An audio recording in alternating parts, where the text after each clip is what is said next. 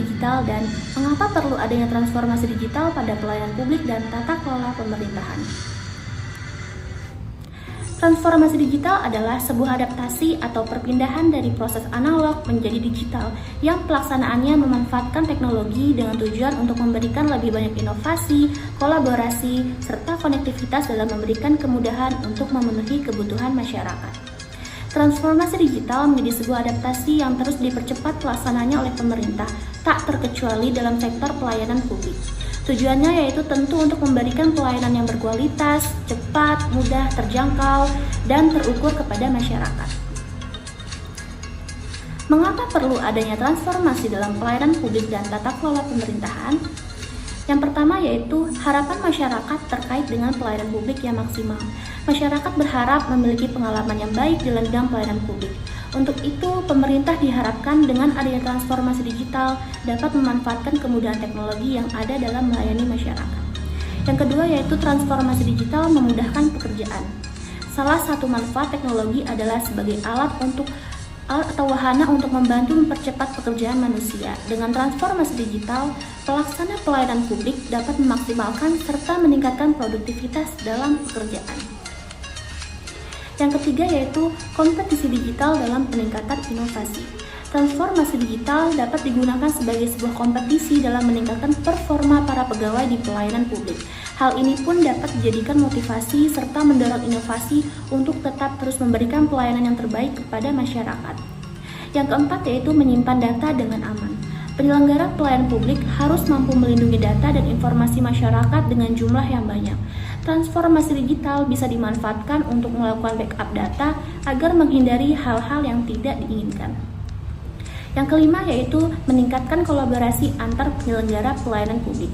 Penyelenggara pelayanan publik dapat memanfaatkan transformasi digital secara optimal dengan mempermudah kerjasama dan berkolaborasi demi mewujudkan pelayanan kepada masyarakat secara maksimal. Hal ini dapat menjadikan kualitas pelayanan publik yang lebih baik sesuai dengan harapan dan kebutuhan masyarakat. Terima kasih Saudari Anissa. Sebelum melanjutkan video, ada baiknya kita mengetahui apa itu definisi literasi digital.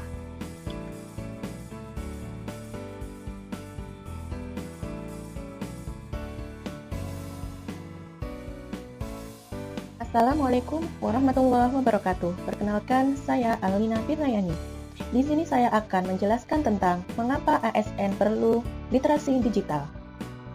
Yang pertama, ASN lah yang akan menjadi trainers untuk mengedukasi literasi digital dalam mendukung tercapainya target kumulatif sebesar 50 juta orang terliterasi di tahun 2024. Kedua, dengan penguasaan dan pemanfaatan literasi digital, maka ASN dapat menyelesaikan isu-isu strategis bersama-sama secara terstruktur. Dalam hal ini, core value berakhlak dijadikan sebagai ruang lingkup yang melatar belakangi mengapa ASN memerlukan literasi digital. Yang pertama, berorientasi pelayanan. ASN merupakan salah satu entitas manpower yang akan menggerakkan literasi digital di Indonesia.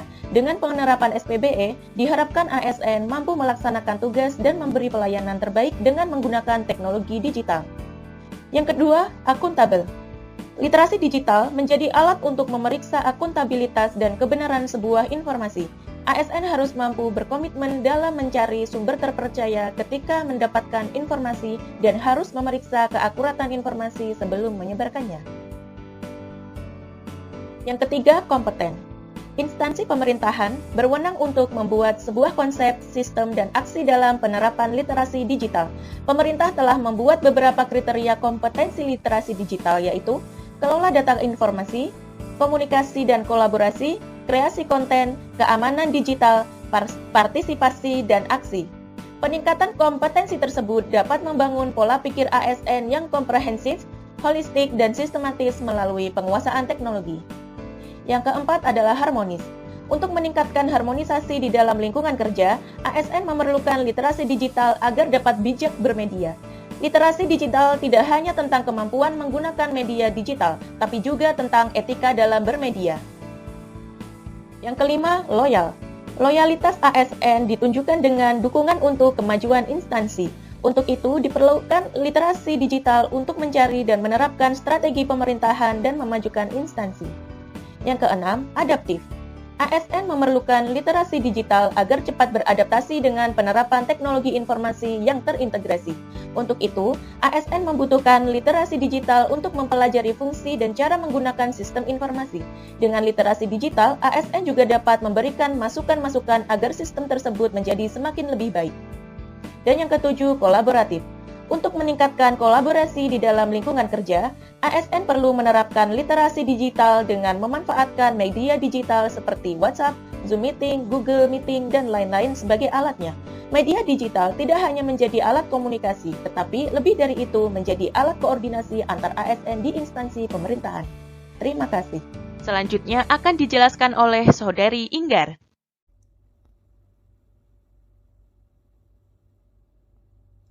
Terima kasih Bu Alina. Kesempatan kali ini, saya, Inggar Pertiwi, akan menjelaskan mengenai 4 pilar literasi digital. Yang pertama adalah digital etik atau etika bermedia digital. Yang kedua adalah digital culture atau budaya bermedia digital. Yang ketiga adalah digital safety atau aman bermedia digital. Yang keempat adalah digital skill atau cakap bermedia digital. Keempat pilar ini harus kita terapkan dalam kehidupan sehari-hari berliterasi digital. Yang pertama adalah digital etik atau etika bermedia digital. Digital etik adalah kemampuan individu menyadari, mencontohkan, menyesuaikan diri, merasionalkan, mempertimbangkan, dan mengembangkan tata kelola etika digital dalam kehidupan sehari-hari. Ada beberapa pengetahuan dasar yang harus dikuasai dalam etika bermedia digital. Yang pertama adalah pengetahuan dasar mengenai etika berinternet. Yang kedua, pengetahuan dasar mengenai membedakan informasi apa saja yang mengandung hoax, pornografi, bullying, dan sejenisnya. Yang ketiga, pengetahuan dasar mengenai berinteraksi, partisipasi, dan kolaborasi di ruang digital. Yang keempat, pengetahuan dasar mengenai bertransaksi secara elektronik dan berdagang di ruang digital. Apabila kita menerapkan pilar etika di dalam bermedia digital, maka kita akan menyaring dulu informasi sebelum kita sharing, dan tidak akan terjadi jari kita akan menjadi harimau kita. Ruang lingkup etika digital menyangkut pada perilaku yang dipenuhi oleh kesadaran, kebajikan, integritas, serta tanggung jawab. Yang kedua adalah pilar digital culture atau budaya bermedia digital. Digital culture adalah kemampuan individu dalam membaca, menguraikan, membiasakan, memeriksa, dan membangun wawasan kebangsaan, serta nilai Pancasila dan Bhinneka Tunggal Ika dalam kehidupan sehari-hari. Dasar dari digital culture adalah pengetahuan mengenai Pancasila dan Bhinneka Tunggal Ika, informasi saja yang tidak sejalan dengan nilai Pancasila, kemudian bahasa Indonesia yang baik dan benar dalam berkomunikasi. Yang keempat, mendorong perilaku konsumsi sehat, menabung, mencintai produk dalam negeri, dan kegiatan produktif lainnya. Benarkah netizen Indonesia paling tidak sopan? Ini adalah hasil Digital Civility Index. Apabila kita menerapkan etika berbudaya dalam media digital, maka tidak akan ada lagi quotes mengenai benarkah netizen Indonesia paling tak sopan. Pilar yang ketiga adalah digital safety atau aman bermedia digital. Digital safety adalah kemampuan individu dalam mengenali, mempolakan, menerapkan, menganalisis, menimbang, dan meningkatkan kesadaran keamanan digital dalam kehidupan sehari-hari. Pengetahuan dasar yang harus dimiliki adalah pengetahuan dasar mengenai proteksi identitas digital atau kata sandi, pengetahuan dasar mengenai mencari informasi dan data yang valid dari sumber yang terverifikasi dan terpercaya, memahami spam, dan phishing. Yang ketiga, memahami fitur keamanan platform digital, dan menyadari adanya rekam jejak digital dalam membuat konten sosmed. Yang terakhir, perlindungan diri atas penipuan atau scam dalam transaksi digital, serta protokol keamanan seperti PIN dan kode autentifikasi. Ingat, dunia digital tidak selalu aman. Kita harus melindungi data pribadi, keamanan jaringan, dan privasi individu. Yang terakhir adalah digital skill atau cakap bermedika digital. Digital skill adalah kemampuan individu dalam mengetahui, memahami, dan smart menggunakan perangkat keras dan piranti lunak, serta sistem informasi digital dalam kehidupan sehari-hari. Pengetahuan dasar yang harus dimiliki, yang pertama, pengetahuan dasar mengenai perangkat keras digital. Yang kedua, mesin telusur, search engine dalam mencari informasi dan data, memasukkan kata kunci, dan memilah berita. Yang ketiga, beragam aplikasi chat dan media sosial untuk berkomunikasi dan berinteraksi, mengunduh dan mengganti. Yang keempat, beragam aplikasi dompet digital dan e-commerce untuk memantau keuangan dan bertransaksi secara digital. Manfaatnya dalam kehidupan sehari-hari, apabila kita mampu menggunakan media sosial dengan baik, maka kita dapat menyebarkan positivitas dalam Facebook, TikTok, ataupun media lainnya. Yang kedua, kita dapat mengoptimalkan mesin pencari untuk menemukan informasi yang valid. Yang ketiga, pemanfaatan keuangan digital. Dan yang keempat adalah pemanfaatan laporan digital. Assalamualaikum warahmatullahi wabarakatuh. Sebelum memulai, perkenalkan terlebih dahulu, saya Imam Habibi dari kelompok 3 pada subkelompok 1 yang akan menjelaskan yang pertama tentang pentingnya literasi digital bagi ASN pada isu kontemporer. Isu kontemporer sendiri adalah suatu pokok persoalan yang terjadi pada masa sekarang ataupun menjadi trending topik, kemudian solusinya harus sesuai dengan apa yang terjadi ataupun disesuai zaman yang sekarang ini. Kemudian, potensi bagi ASN apabila tidak mengetahui pentingnya literasi digital, maka potensi menjadi masalah di suatu hari yang pada saat ini yang sedang terjadi, yang sedang marak tentunya adalah yang pertama, ujaran kebencian ataupun hate speech, kemudian penyebaran berita hoax, pelecehan di media sosial ataupun cyberbullying, dan kemudian pelaku penipuan online, yakni scam, phishing, dan lain sebagainya. Beberapa contoh ada dalam slide tersebut.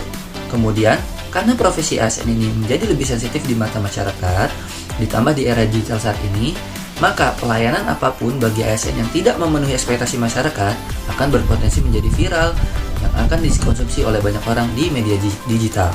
Kemudian berikutnya, kita melangkah ke pentingnya literasi digital bagi ASN pada kesiapsiagaan bela negara.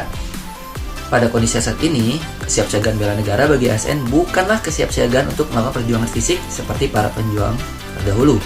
Namun, bagaimana melanjutkan perjuangan mereka dengan nilai yang sama demi kejayaan bangsa dan negara Indonesia.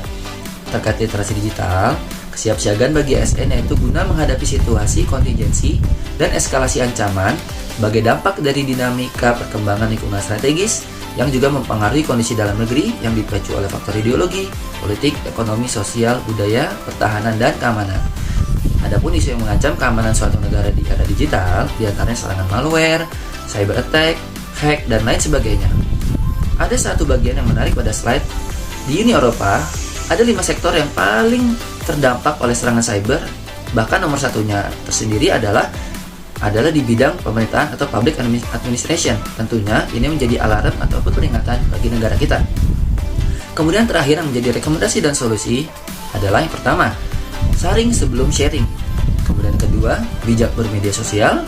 Yang ketiga, peningkatan keamanan perangkat yang digunakan baik untuk pribadi ataupun untuk pekerjaan sehari-hari. Kemudian yang keempat, kunjungi informasi resmi apabila ingin mengakses informasi yang dibutuhkan. Kemudian yang kelima, berbagilah informasi positif di media sosial. Jadilah ASN yang memberikan pencerahan dan bukan justru menjadi bagian ataupun yang berkontribusi bagi perpecahan. Posting yang penting, bukan yang penting posting. Bijak bersosial media. Dan sebelum saya tutup, izinkan saya kutip pernyataan pimpinan tertinggi kami, yaitu Bapak Bupati Kabupaten Tangerang, Bapak Ahmed Zaki Iskandar, pada Giat Apel Senin 27 Juni 2022 di lapangan Maulana Yuda Negara, kawasan pusat pemerintahan Kabupaten Tangerang. Kutipannya ada sebagai berikut. ASN bekerja dengan benar saja terkadang masih salah di mata masyarakat, apalagi bekerja dengan cara yang tidak benar ataupun salah. Oleh karena itu, ASN harus lebih berhati-hati lagi dan lebih bijaksana dalam hal apapun, termasuk bermedia sosial. Sekian penjelasan dari saya. Selanjutnya akan dilanjutkan oleh Bapak Firmansyah. Terima kasih. Assalamualaikum warahmatullahi wabarakatuh. Perkenalkan, saya Firmansyah dari Dinas Penanaman Modal dan Pelayanan Terpadu Satu Pintu Kabupaten Tangerang. Pada kali ini saya akan menjelaskan tentang manfaat literasi digital bagi ASN dalam peran ASN sebagai perangkat pemersatu bangsa. Literasi digital memudahkan pekerjaan dan akses informasi melalui komputer. Awalnya, penggunaan komputer memakai aplikasi berbasis teks saja. Kemudian berkembang sistem operasi perangkat lunak seperti Windows. Perangkat lunak mendukung pemanfaatan literasi digital untuk kebutuhan masyarakat. Adanya komputer, ponsel, laptop, dan tablet memudahkan mobilitas untuk kebutuhan sehari-hari. Pemanfaatan digital ini juga meningkatkan jaringan internet. Dengan penguasaan literasi digital, para ASN dapat memperkuat daya saing Indonesia di tingkat global, terlebih dalam penerapan sistem pemerintahan berbasis elektronik atau SPBE, atau yang lebih dikenal sebagai e-government. Upaya yang sedang digencarkan pemerintah terkait upaya reformasi birokrasi ini dapat dimanfaatkan untuk meningkatkan kompetensi dan keahlian para ASN yang ada di semua daerah Indonesia. Aparatur sipil negara atau ASN dituntut tetap cepat dalam memberikan pelayanan di tengah era disrupsi. Akselerasi kompetensi digital ASN dilakukan dalam merespon tantangan tersebut. Hal utama yang perlu dan wajib dilakukan adalah menggalakkan budaya literasi teknologi pada ASN, antara lain literasi digital dan literasi data. Kompetensi atas literasi digital adalah kemampuan dalam penggunaan teknologi digital dan teknologi informasi lainnya yang digunakan dalam penyelesaian pekerjaan. Sedangkan kompetensi literasi data yaitu mengetahui potensi data yang melimpah dan penggunaan big data dalam pengambilan kebijakan yang tepat sasaran dan pelayanan publik yang berkualitas. Peningkatan kompetensi tersebut dapat membangun pola pikir ASN yang komprehensif, holistik, dan sistematis melalui penguasaan teknologi, sehingga memiliki integritas yang tinggi dan profesional dalam pelayanan.